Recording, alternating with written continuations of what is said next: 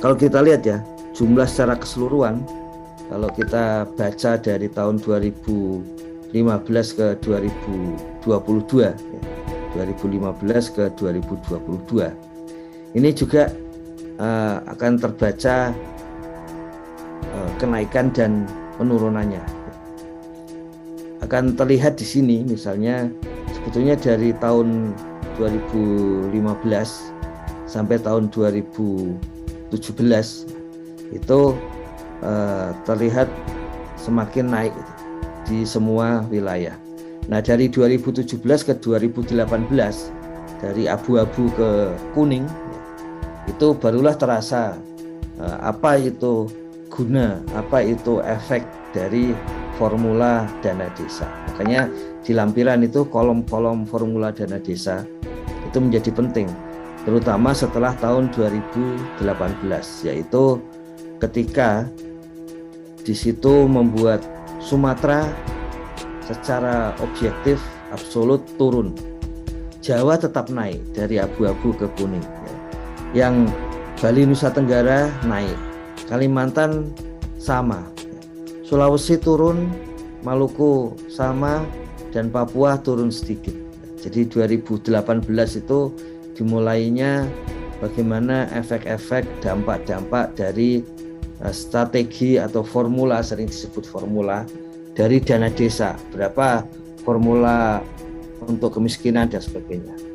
Dan yang menarik adalah semua formula itu menarik, artinya menarik dari sisi pengetahuan ya, bukan menarik dari sisi uangnya. Tapi kenapa semua formula itu pada akhirnya membuat Jawa itu terus meningkat.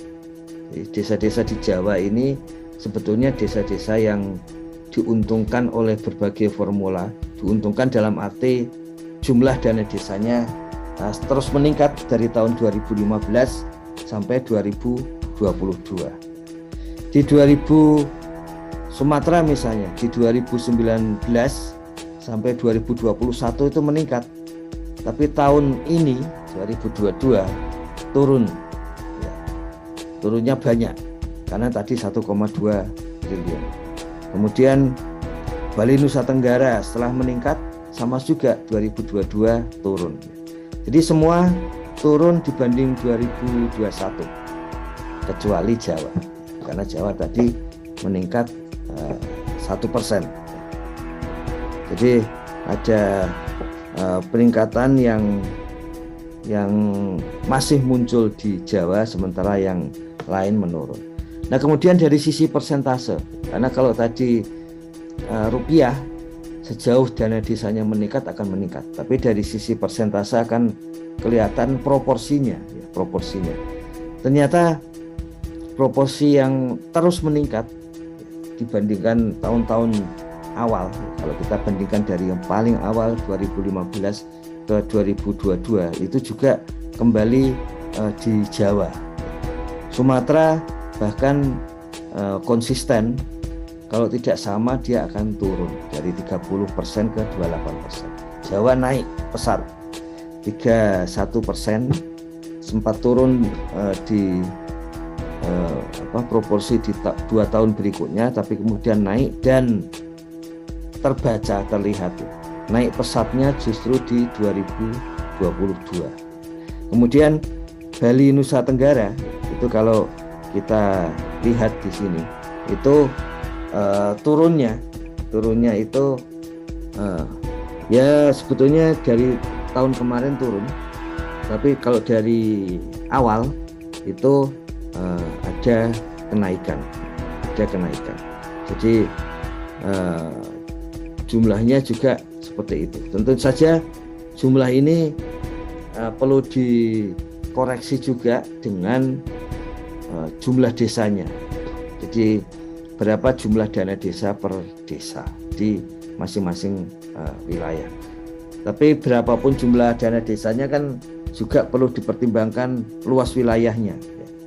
Jadi maka di sini memang kembali lagi seperti di awal, apakah luas wilayah lebih mempengaruhi dana desa ataukah karena adanya jumlah penduduk ya. Kalau kita lihat posisi saat ini, kita bisa mengetahui bahwa sebetulnya dana desa terutama berguna atau diarahkan untuk melayani penduduk. Jadi yang pertama itu bahwa dana desa digunakan terutama untuk melayani penduduk, karena penduduk di Jawa sangat besar. Tapi penduduk yang mana? Penduduk yang mana? Jadi beberapa dinamika diskusi sejak minggu lalu berkaitan dengan dana desa itu sebetulnya kalau kita membaca dengan gambar keseluruhan kan seperti ini ya, karena menuju ke Jawa berarti itu terbaca bahwa lebih banyak sebetulnya tujuannya adalah untuk kegiatan-kegiatan yang berkaitan dengan penduduk, bukan kegiatan-kegiatan yang berkaitan dengan wilayah. Jadi seperti itu, sehingga itu membuat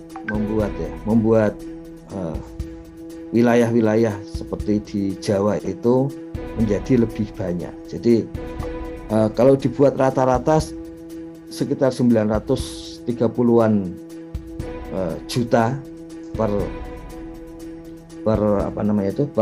desa.